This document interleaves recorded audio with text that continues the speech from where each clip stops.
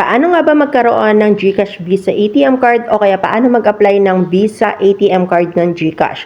So, syempre, ang unang-unang gagawin natin ay i-open natin yung ating GCash app. Yun yung kailangan natin. Then, enter natin yung PIN natin. And make sure na may laman yung ating GCash kasi magkakaltas si GCash ng automatic na 250 dahil 185 sa card at 65 pesos naman para sa shipping fee. Hanapin mo lang yung card, then click mo yung card. Kung wala, view all. Click mo yung view all, then makikita mo dun yung card, i-click mo lang yung card. Pag na-click mo na yung card, yan, magpa-process na siya, papunta na siya dito at ito na yung lalabas. Then, i-click mo lang yung order a card. Pag order a card, then send me a card pala yun. Send me a card, click mo lang yan, then ito na yung lalabas.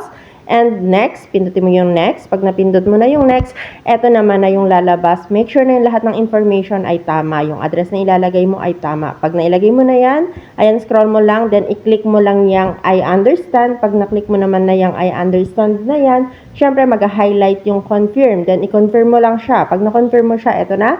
Then nagpa-process na siya papunta sa GCash mo. And dyan, nakita mo.